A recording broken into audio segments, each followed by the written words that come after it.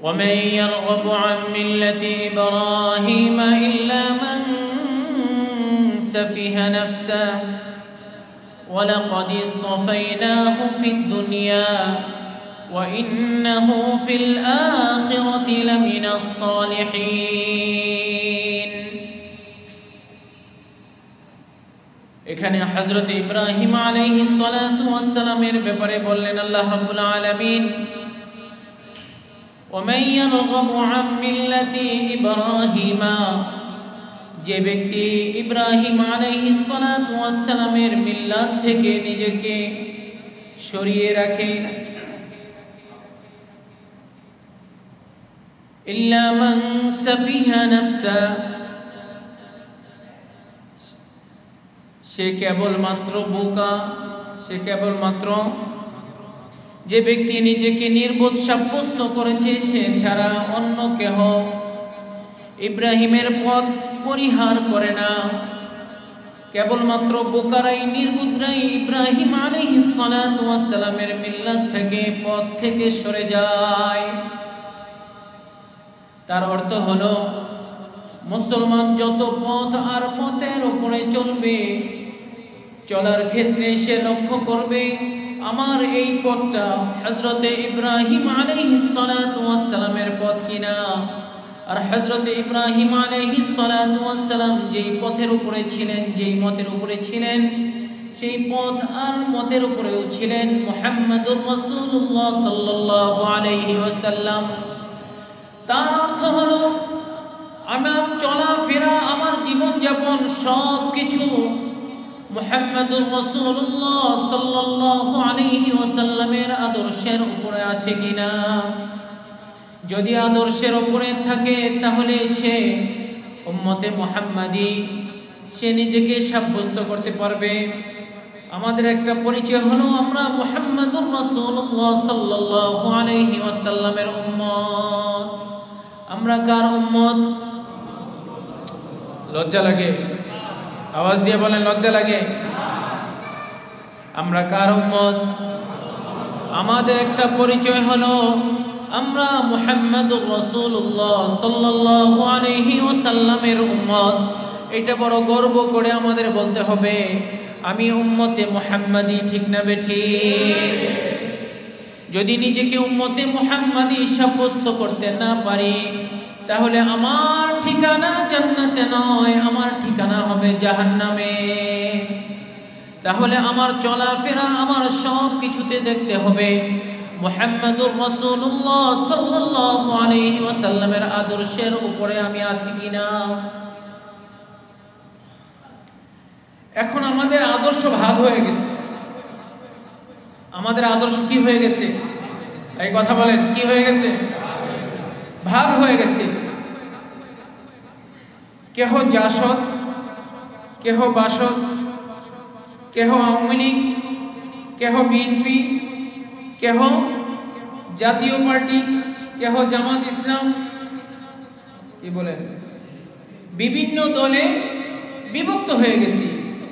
যে যে দলকে ভালোবাসে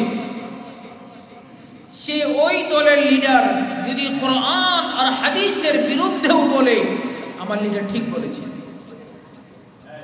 ঠিক না বেঠিক? আসতে বললেন কেন? ঠিক হইলে আওয়াজ দিয়ে বলেন। সবার একটা আদর্শ নিয়ে নিছে না? কিন্তু আমাদের পরিচয় হলো আমি উম্মতে মুহাম্মাদি। আমার পরিচয় উম্মতে মুহাম্মাদি, মুহাম্মদুর রাসূলুল্লাহ সাল্লাল্লাহু আলাইহি ওয়াসাল্লামের উম্মত। এই পরিচয় নিয়ে যদি কবরে আমি না যেতে পারি তাহলে জাহান্নাম ছাড়া কোনো উপায় নাই। তাহলে বলেন তো আমাদের পরিচয় কি? আরে ভয় পাইতেছেন? আওয়াজ দিয়ে বলেন। আমি আমার দুনিয়ার নেতাকে ততক্ষণ মানব যতক্ষণ কোরআন আর হাদিস মানবে। আমার নেতা মুহাম্মদুর রাসূলুল্লাহ সাল্লাল্লাহু আলাইহি ওয়াসাল্লামের আদর্শের উপরে যদি থাকে তাহলে আমি আমার নেতাকে মানতে অসুবিধা নাই। আমার নেতা যদি কোরআন আর হাদিসের উপরে, নবীজির আদর্শের উপরে যদি না থাকে, যত বড় লিডার হোক তাকে মানার কোনো সুযোগ নাই। আওয়াজ দিয়ে বলেন, ঠিক না বেঠিক? যদি আল্লাহু আকবার কবরে এবং হাসরের ময়দানে আমার নেতার পরিচয় চলবে না, চলবে কার পরিচয়?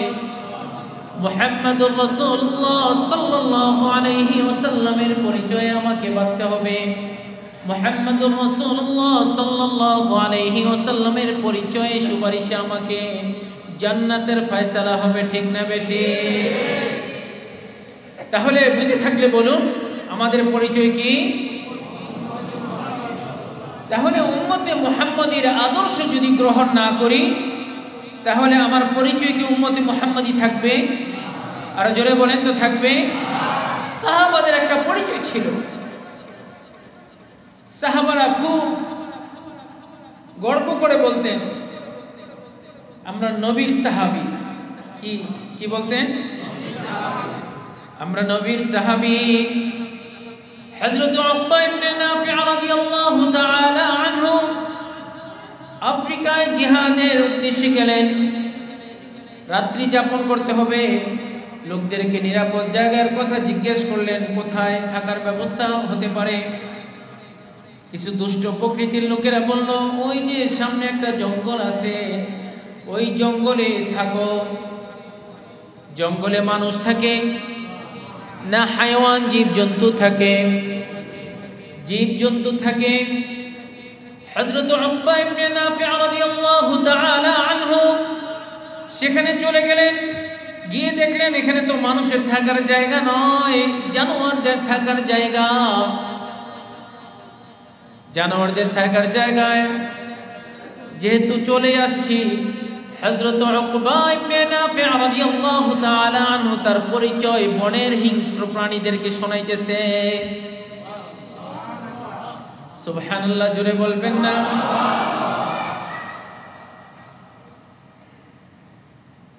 হযরত উকবা ইবনে নাফি রাদিয়াল্লাহু তাআলা আনহু তিনি ভাষণ দিয়ে বললেন, নাহনু আসহাবু রাসূলিল্লাহি সাল্লাল্লাহু আলাইহি ওয়াসাল্লাম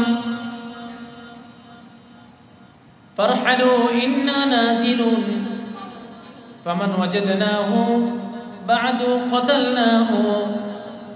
তিনি ইয়া আইয়াতুহাল হাশারাতু ওয়াস-সিবাউ,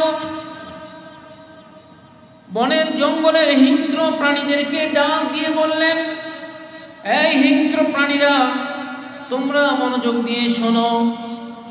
আমরা যেখানে রাত্রি যাপন করব আমাদের একটা পরিচয় আছে। নাহনু আসহাবু রাসূলিল্লাহি সাল্লাল্লাহু আলাইহি ওয়াসাল্লাম, আমরা নবীজির সাহাবী। এটা হলো আমাদের পরিচয়। কার সাহাবী? আরো জোরে বলেন, কার সাহাবী? ফারহালু, তোমরা এখান থেকে দূর হয়ে যাও। ইন্না নাজিলুন, আজকে আমরা এখানে অবস্থান করব, অবতরণ করব, এখানেই আমরা আজকে রাত্রি যাপন করব, এখানেই থাকব। ফামান ওয়াজাদনাহু বা'দু, এই ইলান শোনার পরে, এই ঘোষণা শোনার পরে যাকে পাওয়া যাবে কাতালনাহু, তাকে হত্যা করে দেওয়া হবে। এই ইলান হিংস্র প্রাণীরা, জঙ্গলের হিংস্র প্রাণীরা শুনল। ইতিহাস সাক্ষী দেয় সিংহ তার ছোট ছোট বাচ্চাকে কামড়ে ধরে বাগান থেকে, এই বন থেকে, আফ্রিকার জঙ্গল থেকে বাঘ তার বাচ্চাকে, শাবককে নিয়ে, সাপ তার সাপের বাচ্চাকে নিয়ে, যত হিংস্র প্রাণীগুলো ছিল আস্তে আস্তে করে জঙ্গল খালি করে দিয়েছে। আরো জোরে বলেন সুবহানাল্লাহ। তাহলে সাহাবায়ে কেরাম একটা পরিচয় দিতেন, আসহাবু রাসূলিল্লাহ। আমাদের একটা পরিচয় হলো, শোনো আমি কোন বংশের, এই পরিচয় দিত না। আমার কয়টা বাড়ি আর কয়টা গাড়ি, এই পরিচয় দিত না। কয়টা দোকান, এই বড়াই করত না, বরং পরিচয় দিত খুব সুন্দর একটা পরিচয়। সেই পরিচয় হলো আসহাবু রাসূলিল্লাহ, রাসূলের সাহাবী আমরা। কার সাহাবী? আরো জোরে বলেন, কার সাহাবী? রাসূলের সাহাবী। এইটা আমাদের পরিচয়।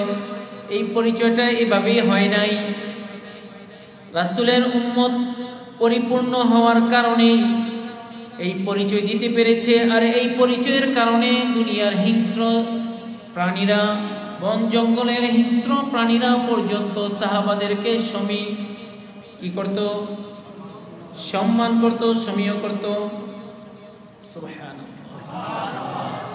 আজকে যদি সাহাবাদের আদর্শ আমরা ঠিক ধরে রাখতে পারি, তাহলে আমাদের একটা পরিচয় হবে উম্মতে মুহাম্মাদি। ঠিক না বেঠিক? কে কে রাসূলের উম্মতে মুহাম্মাদি পরিপূর্ণভাবে হওয়ার জন্য ইচ্ছা করব? একটু হাতটা ওঠান।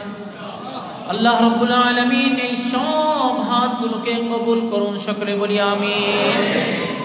আজকে আমরা নামাজ পড়ি, নামাজের মজা নাই। ইবাদত করি, ইবাদতের মজা নাই।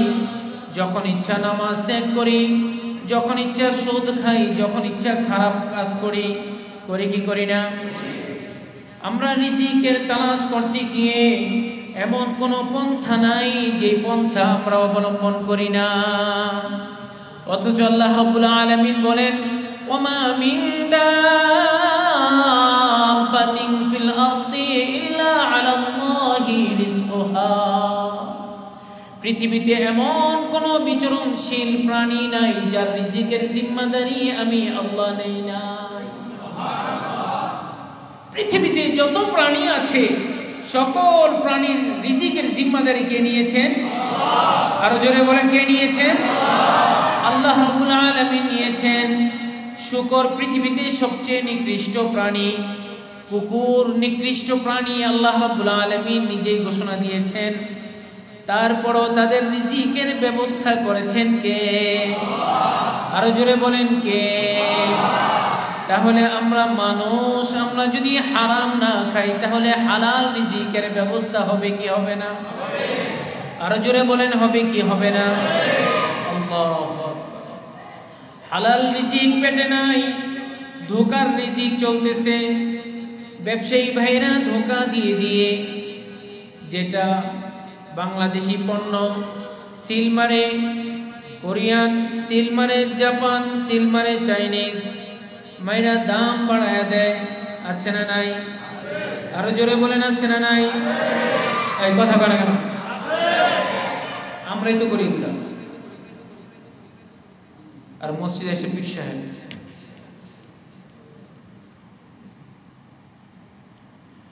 আল্লাহ, পাবলিকও করবো কি? চতুর্দিকে চাঁদাবাজি, দাম বাড়ায় দেয়। পাবলিকও যন্ত্রণার ভিতরে আছে। পাবলিকও কিসের ভিতরে আছে? আছে না নাই? আল্লাহ সবাইকে হেফাজত করুন। তাহলে পৃথিবীতে এই সকল প্রাণীর রিজিকের জিম্মাদারি কে নিলেন? আবার জোরে বলেন তো, কে নিয়েছেন? আল্লাহ রাব্বুল আলামিন নিজেই নিয়েছেন। তাহলে আমার রিজিকের জিম্মাদারি কে নিয়েছেন? আপনার রিজিকের জিম্মাদারি কে নিয়েছেন?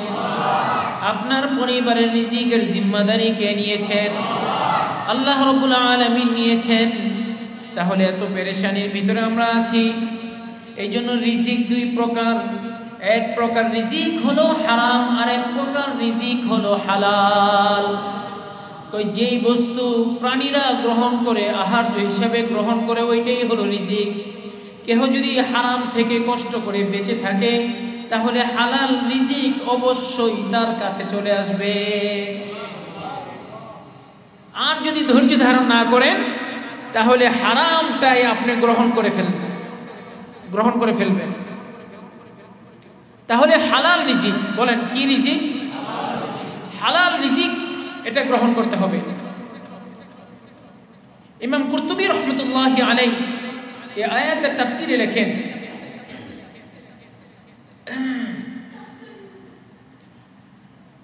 ইমাম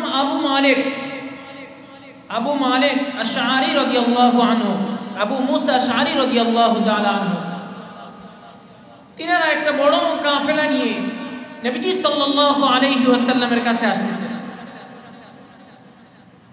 হুজুর সাল্লাল্লাহু আলাইহি ওয়াসাল্লামের কাছে আসার পথিমধ্যে যত আহার্য হিসাবে খাদ্য পানীয় যা নিয়ে আসছিলেন সব শেষ।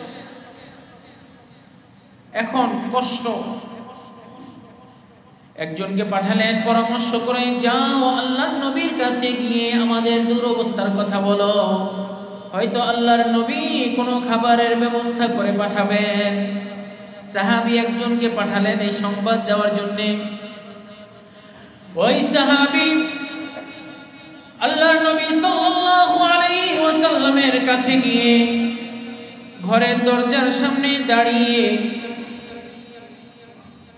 এই তেলাওয়াত শুনতেছিলেন। নবীজি সাল্লাল্লাহু আলাইহি ওয়াসাল্লামের ঘর থেকে তেলাওয়াত করতেছেন। নবীজি সাল্লাল্লাহু আলাইহি ওয়াসাল্লাম ওয়ামা মিন দাব্বাতিন ফিল আরদি ইল্লা আলাল্লাহি রিজকুহা ওয়া ইয়ালামু মুস্তাকাররাহা ওয়া মুস্তাওদাআহা কুল্লুম ফি কিতাবিম মুবিন। ঘরের বাহির থেকে সাহাবী শুনতেছেন পৃথিবীতে যত বিচরণশীল প্রাণী আছে সকল প্রাণীর রিজিকের জিম্মাদারি আল্লাহ রাব্বুল আলামিন নিয়েছেন। এই কথা শোনার পরে সাহাবী বললেন, আল্লাহ যেহেতু নিয়েছেন তাহলে মুহাম্মদুর রাসূলুল্লাহর কাছে সাহায্য চাই লাভ নাই, আল্লাহই তো রিজিকের ব্যবস্থা করবেন। এইটা মনে মনে ভেবে তিনি আল্লাহর নবীর সাথে দেখা না করে পুনরায় আবার কাফেলায় চলে গেলেন। গিয়ে বললেন, সুসংবাদ তোমাদের জন্য, তোমাদের জন্য সুসংবাদ, আল্লাহ রাব্বুল আলামিন উত্তম রিজিকের ব্যবস্থা করছেন, তিনি পাঠাবেন। কেমন ইয়াকিন সাহাবাদের, তিনি পাঠাবেন, রিজিকের ব্যবস্থা, তিনি উত্তম রিজিকের ব্যবস্থা করছেন। কিছুক্ষণ পরে দেখা গেল আল্লাহর এক বান্দা বড় খাঞ্চা ভরে রুটি আর গোশত ভুনা নিয়ে আসছে। আল্লাহর নবী সাল্লাল্লাহু আলাইহি ওয়াসাল্লাম তো এই সুসংবাদ দেন নাই, যেহেতু আয়াতের ভিতরে আল্লাহ রাব্বুল আলামিন বলেছেন সকল প্রাণীর রিজিকের জিম্মাদারি আল্লাহ রাব্বুল আলামিন নিয়েছেন। এই সংবাদ শুনেই তিনি ঘোষণা দিলেন, সুসংবাদ তোমাদের জন্য। সকল সাহাবায়ে কেরাম তৃপ্তির সাথে খানা খেলেন। গোশত আর রুটি পেট ভরে খাওয়ার পরেও বরকতি খাবার, যেহেতু আসমান থেকে আসছে, অনেক খাবার রয়ে গেছে, খাবার খায়া শেষ করতে পারেন নাই। সাহাবায়ে কেরাম ওই কাফেলার যারা ছিলেন তারা আবার পরামর্শ করলেন, আল্লাহর নবী তো বেশি খাবার পাঠাইছেন, এই খাবারগুলো ফেরত দেওয়া দরকার। আল্লাহু আকবার। বাকি অবশিষ্ট খাবার কাফেলা যখন গেলেন, গিয়ে আল্লাহর নবীকে বললেন, আপনি যে খাবার পাঠাইছেন ওই খাবার অনেক উত্তম ছিল, অনেক মজাদার ছিল, কিন্তু খাবার অনেক বেশি পাঠাইছেন, এই যে বাকি খাবার এগুলো নিয়ে নেন। আল্লাহর নবী বললেন, কই না তো, আমি খাবার পাঠাই নাই। কই তাহলে ঘটনা কি? ওই যাকে প্রথমে পাঠানো হয়েছিল সামনে আনা হলো, তো তিনি বললেন, আপনার দরবারে যখন আসছি, আপনার ঘরের দরজার সামনে যখন আসছি, তখন আপনি এই আয়াতে কারিমা তেলাওয়াত করছিলেন, ওয়ামা মিন দাব্বাতিন ফিল আরদি ইল্লা আলাল্লাহি রিজকুহা। পৃথিবীতে যত বিচরণশীল প্রাণী আছে সকল প্রাণীর রিজিকের জিম্মাদারি আপনি নিয়ে নিয়েছেন, আল্লাহ নিয়ে নিয়েছেন।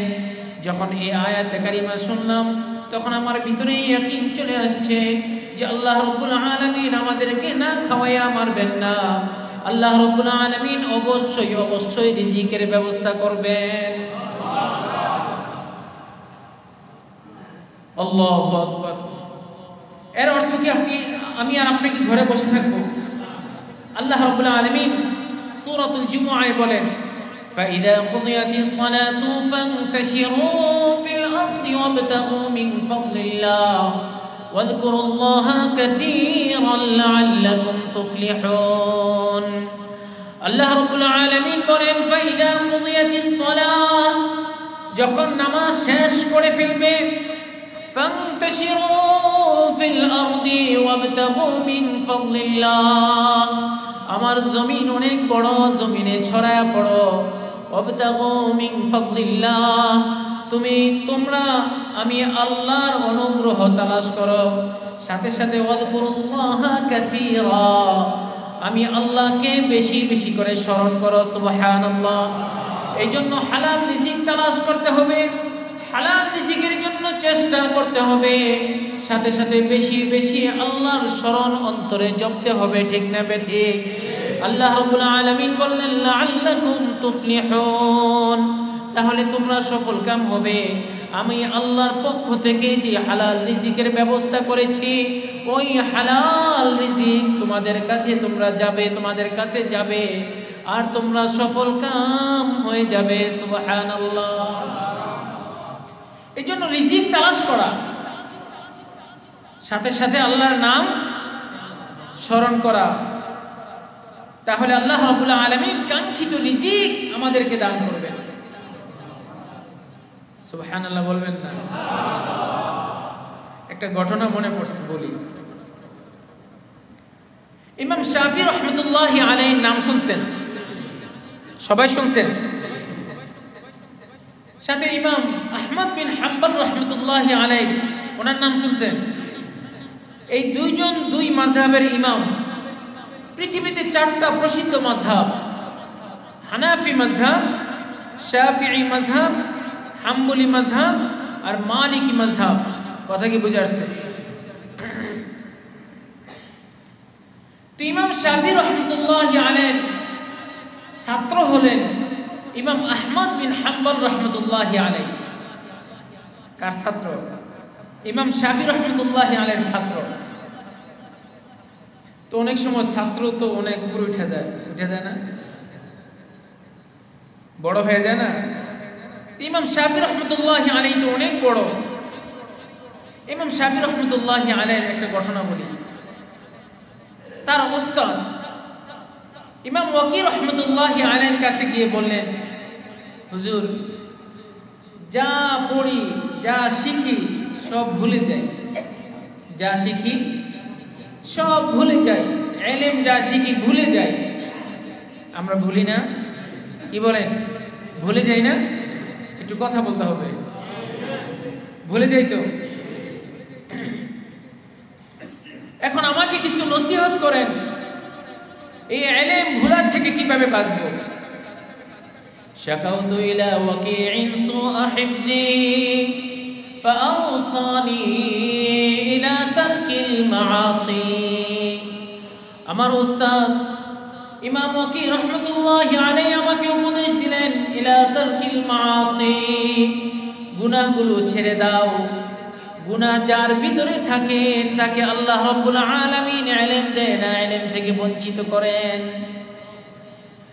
কেন জানো? ফাইন্নাল ইলমা নূরুম মিন ইলাহি ওয়া নূরুল্লাহি লা ইউতা লিআসি। ইলম হলো আল্লাহ প্রদত্ত নূর, ওয়া নূরুল্লাহি, আর আল্লাহর নূর, লা ইউতা লিআসি, লা ইউতা লিআসি, কোন নাফরমান গুনাহগারকে আল্লাহর নূর আল্লাহ দেয় না। গুনাহ করলে অন্তরে কালো দাগ পড়ে যায়, কালো রেখা পড়ে যায়। নবীজি সাল্লাল্লাহু আলাইহি ওয়াসাল্লাম বলেন, যদি একটা গুনাহ করো তোমার অন্তরে একটা কালো দাগ পড়ে যায়, যদি আরেকটা গুনাহ করো আরেকটা কালো দাগ পড়ে যায়। যতবার গুনাহ করবে তত দাগ পড়ে যাবে। একটা সময় এমন হবে তোমার অন্তর অন্ধকারাচ্ছন্ন হবে, আর কোনো ইলম, কোনো আমল, কোনো মজা তোমার লাগবে না, সব ভুলে যাবে। কে বলছে এই কথা? ইমাম শাফি রহমাতুল্লাহ। অথচ কত বড় মাযহাবের ইমাম। আল্লাহু আকবার।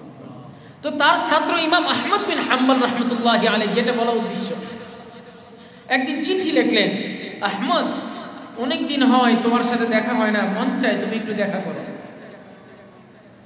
সাথে সাথে চিঠির উত্তরে লিখলেন, আহমদ বিন হাম্বল চিঠি যখন পেলেন, উস্তাদ, আমি অমুক দিন আসব।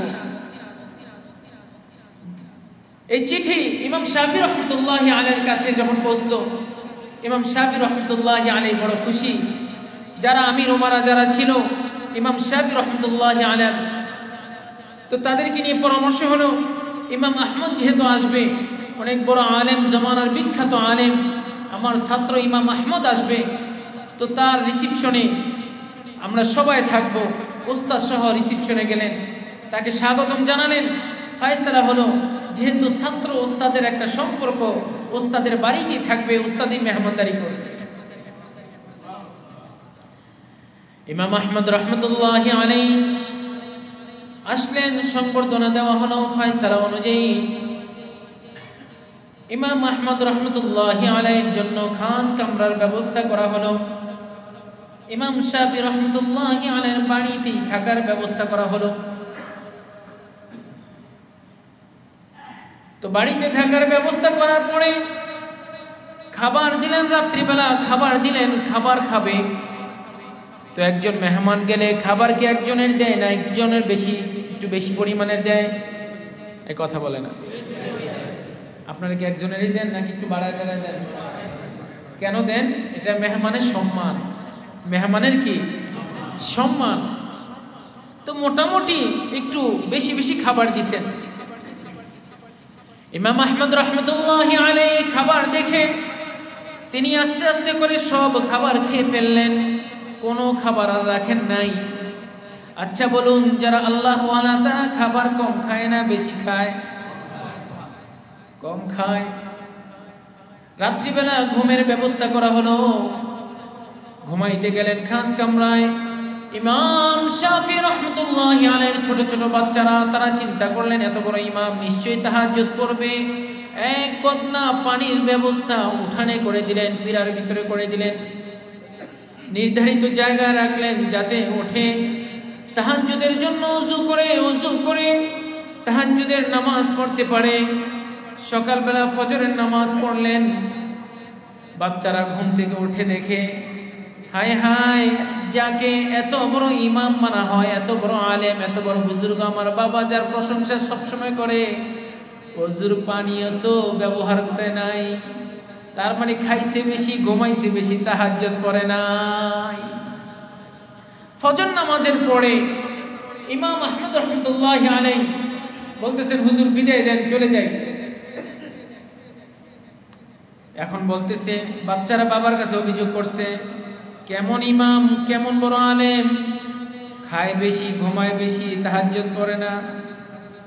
খায় বেশি, ঘুমায় বেশি, কি পড়ে না? তাহাজ্জুদ পড়ে না। তাহাজ্জুদ পড়লে তো ওযু লাগতো, কারণ ঘুমাইলে ওযু ভাঙা যায়। ইমাম আহমদ রহমতুল্লাহি আলাইহি প্রশ্ন করলেন, আহমদ, তোমার এমন অবস্থা কবে থেকে হলো? বেশি খাওয়া শুরু করেছো, তাহাজ্জুদ ছেড়ে দিয়েছো? ইমাম আহমদ বিন হাম্বল রহমতুল্লাহি আলাইহি বললেন, উস্তাদ শুনেন তাহলে ঘটনা। আপনি যখন খানা আমার সামনে রাখলেন, আমি তখন কুদরতিভাবে দেখলাম যে আমার নজরে পড়তেছে এই খাবারের ভিতরে রহমত আর বরকত নাজিল হইতেছিল। যেহেতু আপনি বড় মুত্তাকি মানুষ, পরহেজগার মানুষ, বড় আল্লাহওয়ালা মানুষ, এই খাবারের ভিতরে রহমত আর বরকত নাজিল হইতে দেখতেছিলাম। চিন্তা করলাম আগামী এক সপ্তাহ দরকার হয় খাবো না, কিন্তু এই বরকতের খাবার ছাড়বো না। এই জন্য আস্তে আস্তে করে সব খাবার খেয়ে ফেলেছি। যেহেতু বরকতি খাবার খেয়েছি, রহমতের খাবার খেয়েছি, আমার দুইটা লাভ হয়েছে, একটা ইলমি আর একটা আমলি, দুইটা লাভ হয়েছে। হুজুর জানেন কি লাভ হয়েছে? আপনি খাবার খাওয়ার পরে রাত্রি যখন ঘুমাইতে গেছি, সারা রাত ঘুমাই নাই, একটা আয়াত, কোরআনুল কারীমের একটা আয়াতের মাসআলা আমার বুঝে আসতেছিল না, কিন্তু এই রহমতের আর বরকতের খাবার খাওয়ার পরে সারা রাত 100 মাসালা বের করেছি। আর যেহেতু এই বরকতের খাবার, রহমতের খাবার আমি খেয়েছি, এই জন্য ঘুমাই নাই, ওযু নষ্ট হয় নাই, তাহাজ্জুদ পড়েছি, ওই এশারে ওযু দিয়ে আমি ফজরের জামাতও পড়েছি। সুতরাং আপনার বাচ্চাদের যে একটা অভিযোগ ছিল, এদের ভুল ধারণা ছিল যে বেশি খেয়েছি, সারা রাত পয়রা ঘুমাইছি। আল্লাহু আকবার। এই জন্য হালাল রিজিকের প্রতিটা মানুষের জন্য জরুরি, ঠিক না বেঠিক? এই জন্য আল্লাহ রাব্বুল আলামিন বলেন, ইয়া আইয়ুহান নাসু কুলু মিম্মা ফিল আরদি হালালান তাইয়্যিবা। ইয়া আইয়ুহান নাস, হে মানুষেরা, হে মানুষ সকল, কুলু মিম্মা ফিল আরদি, পৃথিবীতে কুলু মিম্মা, পৃথিবী হতে যত রিজিক আছে, হালালান তাইয়্যিবা, হালাল এবং উত্তম পবিত্র খাবার খাও। সুবহানাল্লাহ বলবেন। ওয়ালা তাত্তাবিউ খুতুওয়াতিশ শাইতান, শয়তানের পদাঙ্ক অনুসরণ করবে না। ইন্নাহু লাকুম আদুউম মুবিন, নিশ্চয় শয়তান তোমাদের প্রকাশ্য শত্রু। আমাদের শত্রু না বন্ধু শয়তান? আরো জোরে বলেন। তাহাজ্জুদ আর কি পড়বো? তাহাজ্জুদের এখন আর সময় আছে? সারা রাত মোবাইল টিপতে টিপতে তাহাজ্জুদের সময় হয়ে যায়। এই কথা কয় না কেন? হ্যাঁ, টিপতে টিপতে টিপতে টিপতে দেখে কোন সময় 12টা বাজে গেছে, 1টা বাজে গেছে, 2টা বাজে গেছে। এদিক দিয়ে বাবাও টিপে, এদিক দিয়ে স্ত্রীও, এদিক দিয়ে ছেলে এক রুমে, এদিক দিয়ে মেয়ে এক রুমে। ওয়াইফাই লাগাইছে, আছে না নাই? কয়দিন পরে প্রাপ্তবয়স্ক হওয়ার আগেই ছেলে বিয়ে করে আরেকজনের, বাবাই জানে না, মেয়ে ভাইগা যায়, এমন আছে না নাই? আমার মেয়ে ভাইগা গেল গা, তো ভাগবো না, কি করবো? ভাগার কাহিনী তো করে দিচ্ছেন, কথা বলে না? এমন আছে না নাই সমাজে? আমাদের এর ভিতরে আছে তো নাকি না? এগুলো পরিহার করা দরকার না? না পরিহার করা দরকার কিনা?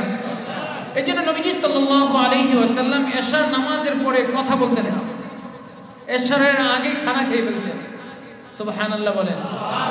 এখন ডাক্তাররাও এই পরামর্শ দেয়, অন্তত ঘুমানোর 2-3 ঘন্টা আগে খাবার খেয়ে নেবেন, এরপর হাঁটা চলা হবে, ওই খাবার আপনার ক্ষতি হবে না। এই কথা বলেন না কেন? আমার রাসূলের আদর্শের উপর কোনো আদর্শ পৃথিবীতে হতে পারে না, এটা আল্লাহ রাব্বুল আলামিন বলেছেন। আমরা খানা খাই 12টায়, ঘুমাই 2টায়, ফজরের জামাতে শামিল হব কি করে? অথচ রাসূল করিম সাল্লাল্লাহু আলাইহি ওয়াসাল্লামের জীবদ্দশায় মুনাফিক, সিলমারা মুনাফিক যারা ছিল, তারাও জামাতে নামাজ পড়তো। তারাও কিসে নামাজ পড়তো? জামাতে। কিন্তু এশা আর ফজরে একটু অলসতা করত, কিন্তু জামাতে পড়তো। আর আমরা পাক্কা মুমিন হাজী সাহেবরাও জামাত ধরতে পারি না, আছে না নাই? এই জন্য হালাল রিজিক, উত্তম রিজিক। দেখেন, উত্তম রিজিকের যদি কোনো মুমিন আর মুসলমানও যদি হারাম খায়, তার ভিতরে বদ আসর তৈরি হয়, তার ভিতর থেকে খারাপি বের হয়, হিংস্রতা বের হয়, তার ভিতর থেকে নাপাকি বের হয়, তার ভিতর থেকে গালিগালাজ বের হয়, তার ভিতর থেকে নম্রতা, ভদ্রতা বের হয় না। এটা কিসের প্রভাব? হারামের প্রভাব। এই জন্য দেখবেন যারা চাঁদাবাজি করে খায়, যারা চাঁদা খায়, এদের ভিতরে হিংস্রতা থাকে, কথায় কথায় মানুষকে খুন করে, আছে না নাই? আরো জোরে বলেন, আছে না নাই? এটা কিসের প্রভাব? হারামের প্রভাব। আর হালাল যদি খেতেন, তাহলে ঈমান, এই কলবের ভিতরে, ঈমানের ভিতরে নূর পয়দা হতো, ওই মানুষটা কখনো কোনো মানুষকে খুন করতে পারত না। কি বর্বরতা! আমার তো মনে হয় আইয়ামে জাহিলিয়াতকে ফেল করে ফেলতেছে আমাদের দেশ। একটা মানুষকে, জীবন্ত মানুষকে কি করে পাথর মেরে কি ভয়ঙ্কর রূপে হত্যা করতে পারে মানুষ! এরা তো আমাদের সমাজেরই লোক, কথা বলেন, আমাদের সমাজের লোক না? আরেকজন কাফের যদি হালালও খায়, দেখবেন সে অনেক ভালো কাজ করে। এটা হালাল আর হারামের একটা প্রভাব। আপনি হারাম খাবেন তো এর খারাপ একটা প্রভাব আছে।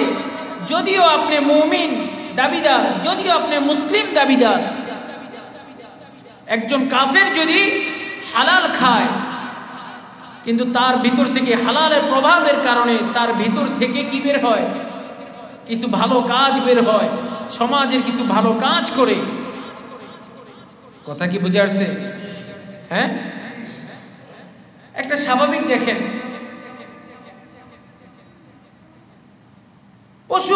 পশুর ভিতরে সবচেয়ে নিকৃষ্ট পশু কোনগুলো? কুকুর, শূকর। পায়খানা খায়, হ্যাঁ কি খায়? সবচেয়ে নিকৃষ্ট খাবার খায়। এই জন্য সবচেয়ে নিকৃষ্ট মানের চরিত্র এই দুইটা পশু। এই কথা বলেন। আমরাও যদি হারাম খাই তো আমাদেরও চরিত্র, আমাদেরও স্বভাব এই কুকুর আর শূকরের মতো। আর যদি হালাল খাই তাহলে হালালের প্রভাব সাহাবায়ে কেরামের যেমন ছিল ঠিক উম্মতে মুহাম্মাদি অবস্থা আমাদের হবে। এই জন্য হালাল খাওয়ার জন্য তৈয়ার আছি তো ইনশাআল্লাহ। এই জন্য নবীজি সাল্লাল্লাহু আলাইহি ওয়াসাল্লাম বলেন, তলাবু কাসবিল হালাল ফরিইদাতুন বা'দাল ফরিইদা।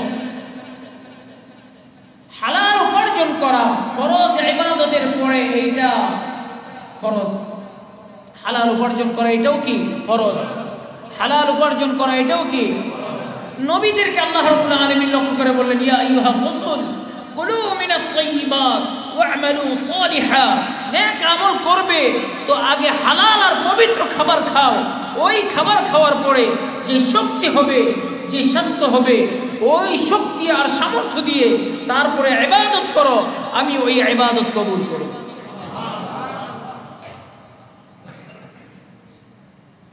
এত বলার পরও যদি হারামের দিকে ঝুঁকেন আর কিছু করার নেই। নবীজি সাল্লাল্লাহু আলাইহি ওয়াসাল্লাম বলেন, মান ইশতারা সাওবান বিআবদিহি বিআশারাতি মান ইশতারা সাওবান বিআশারাতি দারাহিমা ওয়া ফীহি দিরহামুন হারামুন লাম ইয়াকবালিল্লাহু তাআলা সালাতান মা দামা আলাইহি। মান ইশতারা সাওবান বিআশারাতি দারাহিমা, কোন ব্যক্তি যদি একটা কাপড় কিনে 10 দিরহাম দিয়ে, 9 টাকা হালাল ছিল, 9 দিরহাম হালাল ছিল, ওয়াফিহি দিরহামুন হারামুন, একটা দিরহাম মাত্র হারাম ছিল। আল্লাহর নবী বলেন, লাম ইয়াকবালিল্লাহু তাআলা সালাতাম মা দামা আলাইহি। ওই পোশাক যতদিন তোমার গায়ে থাকবে, ওই পোশাক পরে যতদিন তুমি ইবাদত করবে, যত নামাজ পড়বে, একটা নামাজও আল্লাহ রাব্বুল আলামিন কবুল করবেন না। তাহলে আমার পেটে হারাম আছে কিনা? যদি হারাম থাকে আমার ইবাদত কবুল হবে না, নামাজ কবুল হবে না।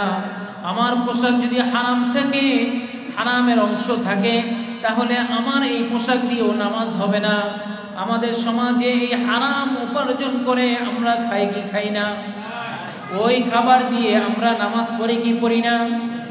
আওয়াজ দিয়ে বলেন, পড়ি কি পড়ি না? তাহলে বুঝে রাখেন স্পষ্ট কথা, নামাজ এক ওয়াক্তও কবুল হয় নাই। আশ্চর্য মনে হলো? এক ওয়াক্তও কবুল হয় নাই। কার কথা এটা? নবীজির কথা। আর নবীজি কোনো কথা নিজের থেকে বলেন না যতক্ষণ আল্লাহ রাব্বুল আলামিন না বলেন। বলেন আজ থেকে হারাম খাবো না। সবাই বলেন আজ থেকে হারাম খাবো না, আজ থেকে হারাম উপার্জন করব না। শতভাগ চেষ্টা করব হালাল উপার্জন করার জন্য। বলেন সবাই, বলে জোরে বলেন, হারাম ছাড়বো, হালাল উপার্জন করব। হালাল উপার্জন করব, হারাম উপার্জন ছাড়বো। পারবো তো ইনশাআল্লাহ? তাহলে দেখবেন ইবাদতের মজা। তাহলে আমাদের নবীজি মিল্লাতে ওমান ইয়ারগাবু আন মিল্লাতি ইব্রাহিমা, ইব্রাহিমের পথ আর মতের উপরে ছিল। সাহাবায়ে কেরাম ছিল, তারা কামিয়াব হয়ে গেছেন। সাহাবায়ে কেরাম দুনিয়াতে থেকেই জান্নাতের সার্টিফিকেট পেয়েছেন। আমরাও যদি শতভাগ মিল্লাতে ইব্রাহিমের উপরে চলি, ইব্রাহিম আলাইহিস সালাতু ওয়াস সালাম নবীজি সাল্লাল্লাহু আলাইহি ওয়াসাল্লামের আদর্শের উপরে, পথ আর মতের উপরে যদি চলতে পারি, তাহলে আমরা উম্মতে মুহাম্মাদি হিসেবে কামিয়াব আর সফল হব ইনশাআল্লাহ। পারবো তো ইনশাআল্লাহ? আরো জোরে বলেন পারবো তো ইনশাআল্লাহ? আরো জোরে বলেন পারবো তো ইনশাআল্লাহ? আল্লাহ রাব্বুল আলামিন তৌফিক দান করুন। আলহামদুলিল্লাহি রাব্বিল আলামিন والعاقبة للمتقين والصلاة والسلام على سيد الأنبياء والمرسلين وعلى آله وأصحابه أجمعين. ربنا ظلمنا أنفسنا وإن لم تغفر لنا وترحمنا لنكونن من الخاسرين. ربنا ولا تحملنا ما لا طاقة لنا به واعف عنا واغفر لنا وارحمنا أنت مولانا فانصرنا على القوم الكافرين. اللهم احفظنا فإنك خير الحافظين. اللهم انصرنا فإنك خير الناصرين. اللهم ارزقنا فإنك خير الرازقين. اللهم إنا نسألك الجنة الفردوس ونعوذ بك من النار.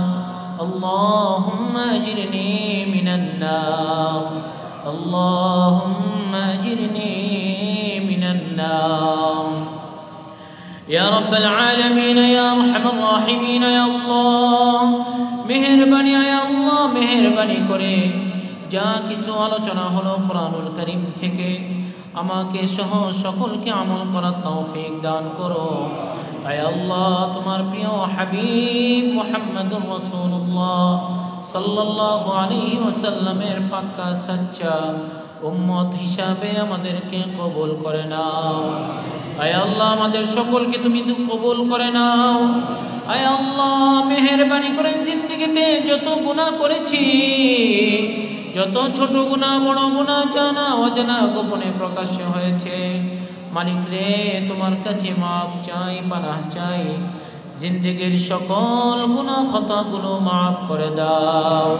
বাকি হায়াতটুকু ঈমানের উপরে আমলের উপরে চলার তৌফিক দান করো। আয় আল্লাহ মেহেরবানি করে মাফ করে দাও। আয় আল্লাহ মেহেরবানি করে মাফ করে দাও। আয় আল্লাহ দুনিয়াতে কিছু পাই বা না পাই বড় আফসোস নাই, তোমার ক্ষমার সন্তুষ্টি নিয়ে যেন কবরে যাইতে পারি সেই তৌফিক চাই। আয় আল্লাহ তোমার সন্তুষ্টি চাই। আয় আল্লাহ তোমার ক্ষমা চাই। আয় আল্লাহ তুমি যদি ক্ষমা না করো কার কাছে দুখানা হাত বাড়াবো? আয় আল্লাহ দুনিয়ার ভিক্ষুকেরা এক ঘরে ভিক্ষা না পাইলে আরেক ঘরে যায়, আরেক ঘরে না পাইলে আরেক ঘরে যায়, কোনো না কোনো ঘরে ভিক্ষা পায়। আয় আল্লাহ আমরা তো তোমার দুয়ারের ভিক্ষুক, তুমি যদি আমাদেরকে ফেরত দিয়ে দাও আর কোনো দরওয়াজা নাই, দুটা হাত পাতা মালিক রে খালি হাতে ফেরত পাঠায়ও না। আয় আল্লাহ তুমি আমাদের সকলকে মাফ করে দাও। আয় আল্লাহ যারা হাত উঠাইছি জানি না কার মা নাই, কার বাবা নাই, কার দাদা দাদি নানা নানি আত্মীয় স্বজন দুনিয়ার মায়ার ভালোবাসা ছেড়ে অন্ধকার কবরের বাসিন্দা হয়েছেন। আয় আল্লাহ তাদেরকে তুমি মাফ করে দাও, তাদের কবরগুলোকে জান্নাতের বাগান বানায়া দাও। জাহান্নামের আযাব থেকে হেফাজত করো, কবরের আযাব থেকে হেফাজত করো। আয় আল্লাহ আমাদের সকলকে তোমার দ্বীনের জন্য কবুল আর মঞ্জুর করে নাও। আয় আল্লাহ তোমার হুকুমগুলো যথাযথভাবে পালন করার তৌফিক দান করো। पाक कर जुल्मत आसिया से इलाही दिल मेरा, कर मुनव्वर नूर अरफा से इलाही दिल मेरा, कर मुनव्वर नूर अरफा से इलाही दिल मेरा। तौहीद का मुझको चका दे, तेरा अग़ियारों को दिल से हटा दे, तेरा अग़ियारों को दिल से हटा कर गुलाम अपना बना हमको खुदाया, गुलाम अपना बना हमको खुदाया। तेरे सिवा मेरे माबूद नहीं है, तेरे सिवा मेरे माबूद नहीं है, मेरे सिवा तेरे বান্দা বহুত হায়। আয় আল্লাহ আমাদের সকলকে তুমি কবুল করে নাও। আয় আল্লাহ মুসল্লি ভাইদেরকে কবুল করে নাও। আয় আল্লাহ আমি সহ যারা অসুস্থ সকলকে তুমি সুস্থতা নিয়ামত দান করো, নেক হায়াত দান করো, হায়াতের মাঝে বারাকাত দান করো, হায়াতে তাইয়্যিবা দান করো। আয় আল্লাহ মেহেরবানি করে আয় আল্লাহ যারা হসপিটালে আছে তাদেরকেও তুমি সুস্থতার নিয়ামত দান করো। আয় আল্লাহ আগামীকাল সকালে আমাদের স্টাফ, আমাদের খাদেম নাসরুল্লাহ ভাই উমরার জন্য তোমার ঘর জিয়ারতের জন্য যাবে, রওনা হবে। মালিক রে তুমি তাকে পরিপূর্ণ হেফাজত করো। আয় আল্লাহ আমাদের সকলকে তোমার ঘর জিয়ারত করার তৌফিক দান করো। আয় আল্লাহ হজ্জে মাবরুর নসিব ফরমাও। আয় আল্লাহ আমাদের সকলকে আয় আল্লাহ তোমার ঘর স্বচক্ষে দেখার, বারবার দেখার তৌফিক দান করো। রব্বির হামহুমা কামা রব্বায়ানি সগীরা, রব্বির হামহুমা কামা রব্বায়ানি সগীরা। সুবহান রাব্বিকা রব্বিল ইজ্জাতি আম্মা ইয়াসিফুন ওয়া সালামুন আলাল মুরসালিন ওয়ালহামদুলিল্লাহি রাব্বিল আলামিন।